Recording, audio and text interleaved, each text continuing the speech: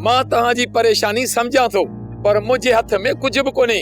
अगर मुझे चवण ते हलो हा न त तव्हां एतिरो परेशान थियो ही कोन हा। असांजी परेशानी तूं आहीं। जेकॾहिं तूं मरी पवंदे न त असांजी सभु परेशानियूं ख़तम थी वेंदियूं। तूं हर वक्त मुझे मौत ॾे दुआऊं घुरी थी, पर जॾहिं मुंहिंजी पुॼी ईंदी न त पोइ मरदुसि। तुंहिंजे बददुआनि सां मां कोन मरदुसि। ख़बर आहे असांखे त ज़ालिम एतिरी आसानी सां नाहे मरंदो।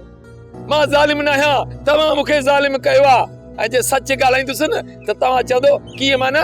पहिरियों तूं इहो त ॿुधाए, असां तोखे कयो छा आहे? तो त असांजी ज़िंदगी तबाह करे छॾी आहे, ऐं तूं चवें थो असां तुंहिंजे लाइ मसला पैदा कया। पहिरियां त मुंहिंजी छोकिरी खे तो बरगलायो मुंहिंजे खिलाफ़। उहो त चलो ठीकु आहे, भोॻियोसीं।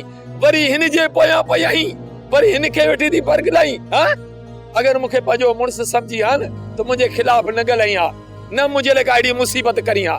जेको थियो न के दरगुज़र कर। हाणे असां तुंहिंजी सलाह ते हलंदियूंसीं, पर हाणे इहो ॿुधा त असांखे करणो छा आहे? तूं मूंखे वणाइण जी कोशिश न कर। मूंखे ख़बर आहे त तूं मुंहिंजी केतिरी सलाह ते हलंदी। जेकॾहिं मुआ तूं असांखे पंहिंजे हिसाब सां नथो हलण ॾी त असां तुंहिंजो कयूं छा? मुआ तव्हां मुंहिंजो कुझु न कयो, पर जेका तव्हां सां थींदी न उहा राज ॾिसंदव।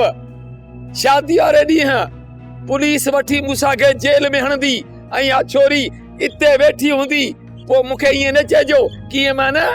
सोप सीरियल तकरार तमाम एपिसोड ॾिसो हाणे HD क्वालिटी में। विजिट कयो असांजो YouTube channel Sindh TV HD drama. Subscribe कयो असांजो official YouTube channel Sindh TV HD drama ऐं वधीक अपडेट लाइ बेल आइकन खे क्लिक करियो।